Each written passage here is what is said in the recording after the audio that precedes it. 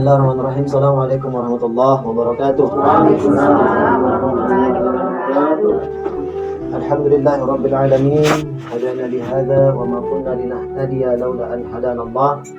Asyhadu an la ilaha illallah wa la syarika lah wa asyhadu anna Muhammadan 'abduhu wa rasuluhu alladzi la nabiyya ba'da amma ba'du. Puji syukur kehadirat Allah Subhanahu wa taala karena hingga sampai saat ini Allah masih memberikan kita kesehatan, kesempatan untuk dapat berkumpul di perkumpulan pengajian kalian.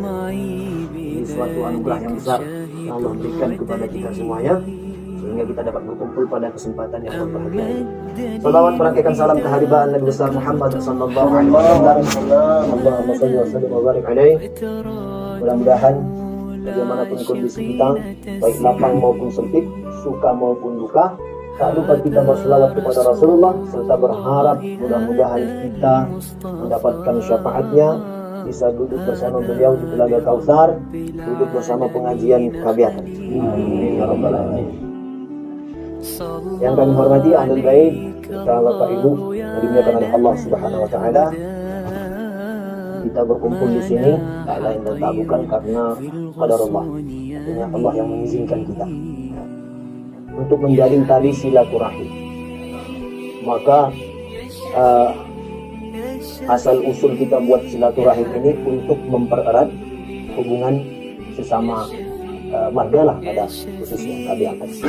Artinya jangan pernah kita lupa kita bangun pengajian ini berdasarkan ingin menyambung tali silaturahim. Rasulullah Sallallahu Alaihi Wasallam menyampaikan kepada kita tentang makna silaturahim ini. Laisal wasilatu bil mukafir.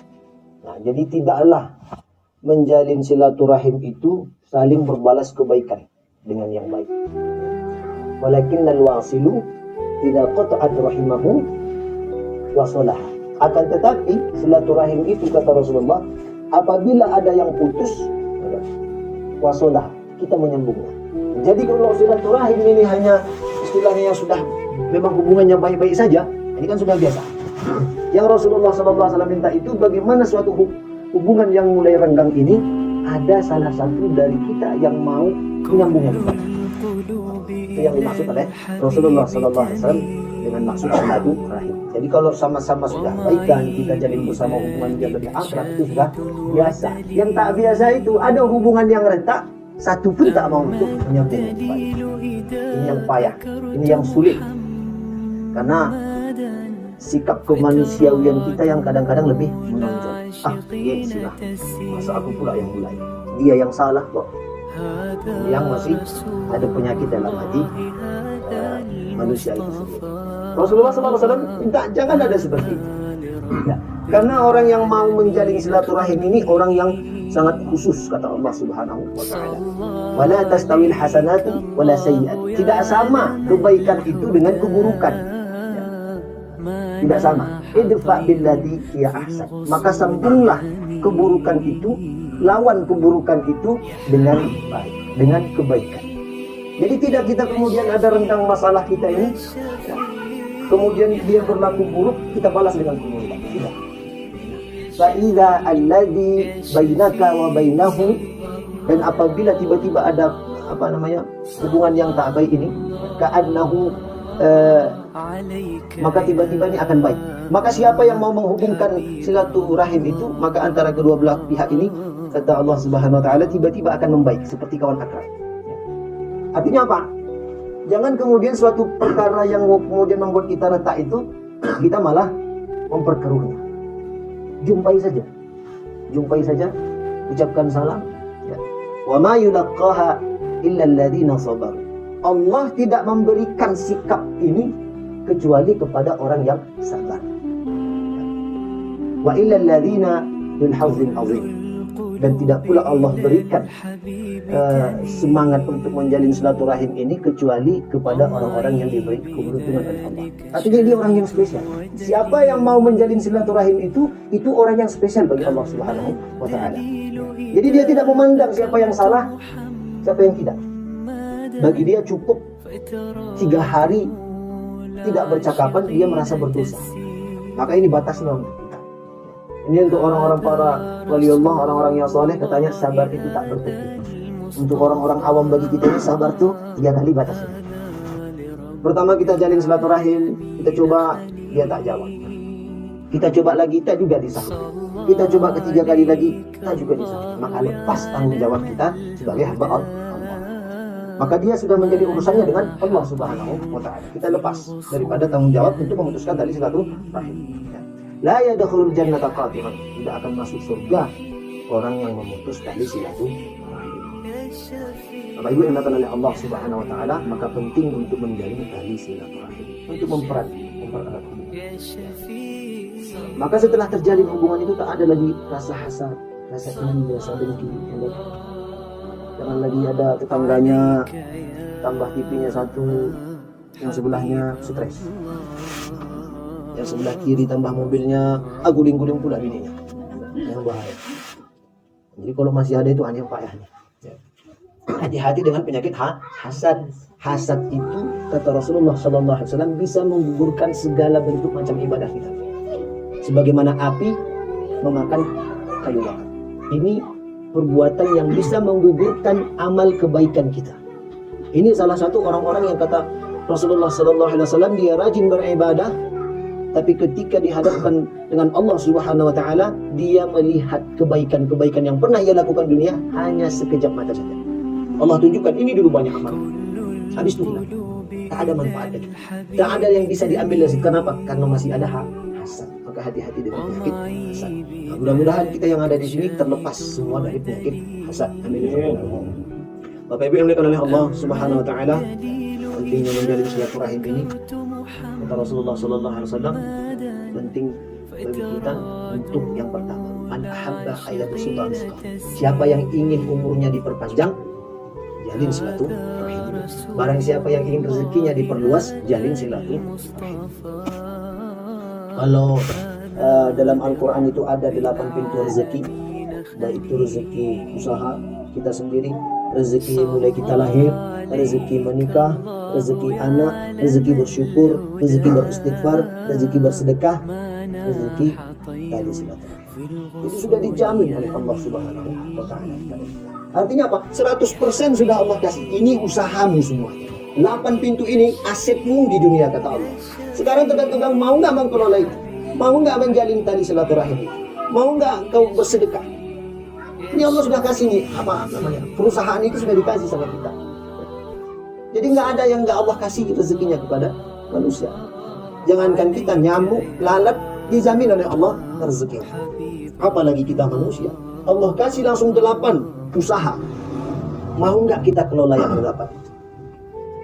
Atau mungkin yang kita kelola hanya dengan usaha kita saja, atau kita hanya mau mengharapkan harta dari warisan saja, yang lainnya tidak kita amalkan. Bapak Ibu yang dimuliakan oleh Allah Subhanahu wa Ta'ala, 8 pintu rezeki ini harus kita lakukan. Beristighfar, bersyukur, bersedekah, silaturahim. Allah kasih semua.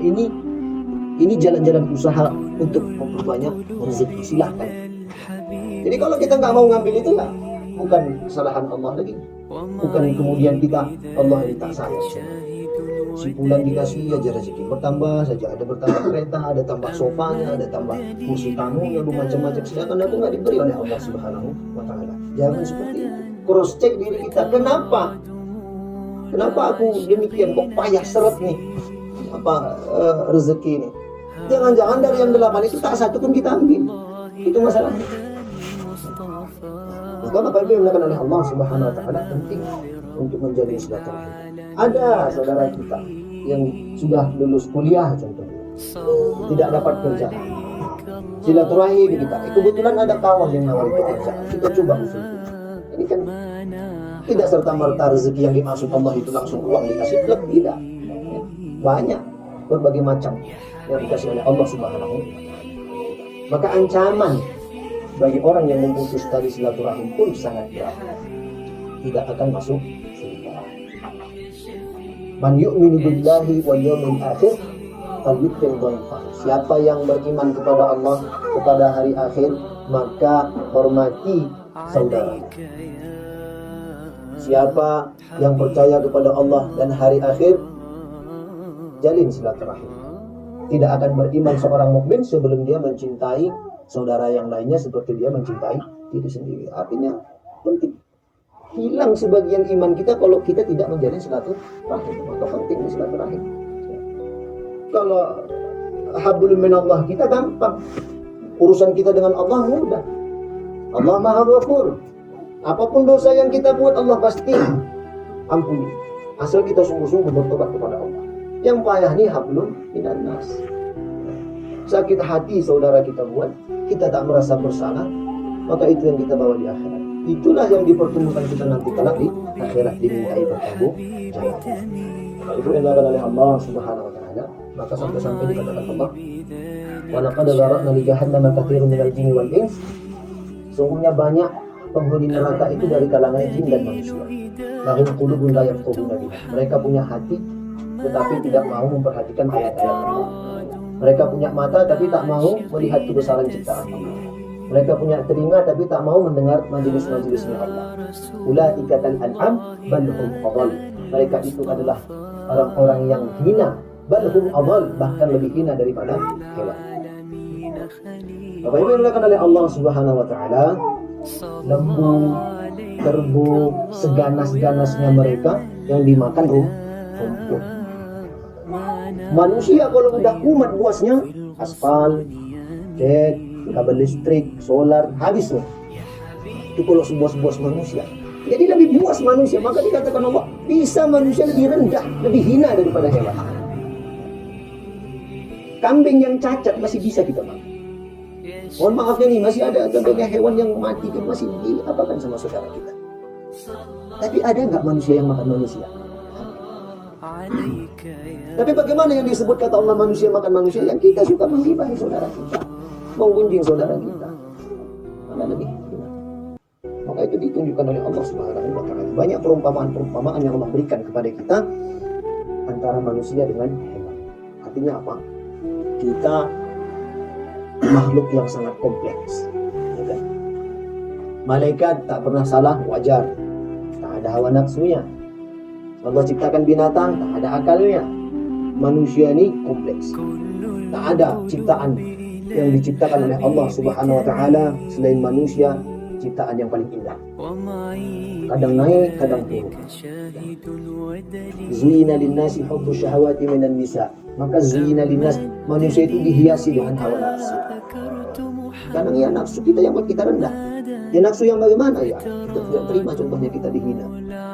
Kita tidak terima kesalahan sedikit, kita tak mau minta maaf. Tapi bisa juga kita mulia di hadapan Allah Subhanahu wa taala ya karena hawa nafsu. Maka agama datang untuk mengontrol hawa nafsu. Sifat kesombongan kita dikontrol oleh agama. Sifat hasad kita dikontrol oleh agama. Iri kita dikontrol oleh agama. Jangan. Semua sudah tertulis. Itu rambu-rambu lalu lintas kehidupan yang termaktub di dalam Al-Quran. Bapak Ibu yang dilakukan oleh Allah Subhanahu wa taala, kalau ingin diperpanjang umurnya, maka mari kita menjalin tali silaturahim. Maka perbanyak ibadah. Dengan cara apa? Dengan silaturahim saja nggak masalah. Selain ibadah-ibadah untuk kita dengan Allah Subhanahu wa taala, kita jalin ibadah alhamdulillah, ibadah tauhid sosial, kita jalin hubungan yang baik. Kata Rasulullah sallallahu alaihi wasallam, "A'mara ummati baina 60 ila 70." Umur umatku itu antara 60 sampai 70. Sedikit yang sampai kepadanya. Sedikit yang sampai. Artinya apa? Hati-hati kata Rasulullah. Yang umurnya sudah sampai 40 tahun belum mendekati Allah, ini lampu kuning nih. Rasulullah SAW wafat 63 tahun. Yang umurnya sekarang 50 tahun, ada 13 tahun lagi manfaatkan. Ada di sini contohnya yang umurnya sudah 62, 11 bulan, lah kan, 1 bulan lagi kasih makan apa aja, usah larang-larang. Habis-habiskanlah di pete jengkol, sikaplah semua. Karena sebulan lagi cuma waktu. Apalagi yang sempat 62 tahun, 11 bulan, 29 hari, lebih parah. Kalau itu istighfarlah 1 malam. Kalaupun ada yang lebih, itu bonus dari Allah. Itu ada contohnya seseorang yang ingin diambil oleh Allah Subhanahu wa taala nyawanya. Datang kemudian petunjuk dari seorang ulama. Jika kau ingin perpanjang umurmu, silahkan engkau menikah. Maka menikah pemuda tersebut yang seharusnya besok dicabut nyawanya, tak jadi dicabut oleh mereka. Artinya apa Bapak Ibu yang dilakukan oleh Allah Subhanahu wa taala? Memang kita sudah tercatat di Lauhul Mahfuz. Ya, berapa umur kita, ya, berapa karung beras yang kita habiskan. Memang tercatat. Tapi bagi Allah Lauhul Mahfuz ini seperti papan tulis saja. Ya terserah Allah kapan menghapusnya. Kalau contohnya besok Allah bilang kurangi 1 hari lagi, silakan, itu terserah Allah. Tapi apa yang baik-baik kita kerjakan. Maka Allah Subhanahu wa taala minta kepada kita untuk tauhid sosial ini, silaturahim ini kita pererat. Ini yang berat bebannya. Ini yang besar timbangannya. Akan dipertemukan oleh Allah Subhanahu wa taala orang yang berselisih nanti di akhirat. Kalau kemudian tak cukup pahala kita untuk membayar dosa kita, maka dosa dia yang kemudian kita tanggung sakit. Jadi Bapak Ibu yang dimuliakan Allah Subhanahu wa taala, ya, di sini tadi sudah kita sampaikan, ingat asal usul daripada kita membangun silaturahim. Tadi kan banyak nih kadang-kadang banyak sekarang perkumpulan baik perwiritannya, perwiritan marganya.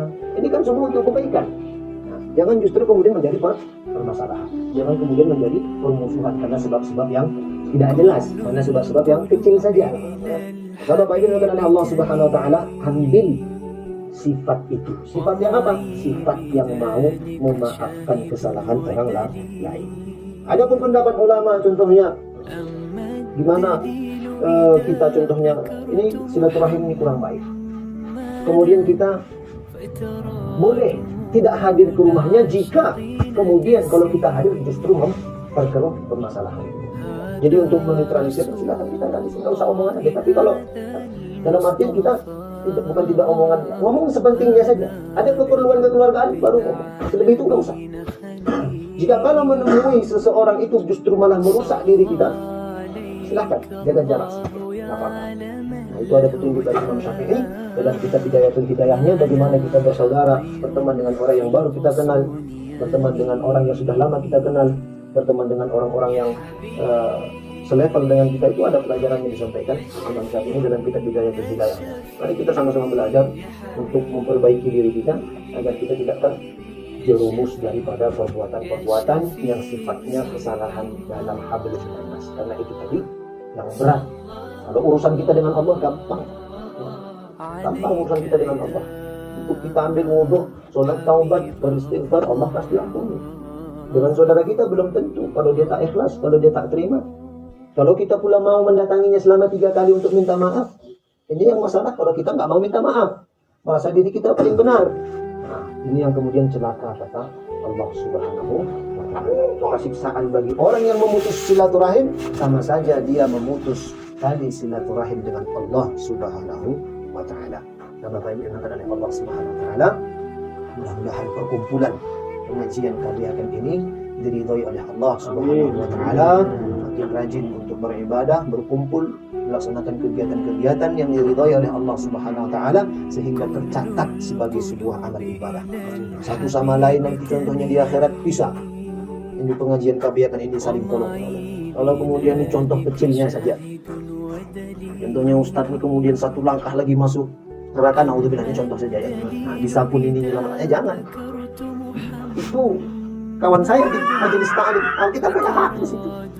Allah masih mengasih kita hak untuk seperti itu. Ketika saudara kita 1 langkah dia masuk neraka, tapi kita bersaksi di hadapan Allah, wahai Allah, itu kawanku di majelis ta'lim.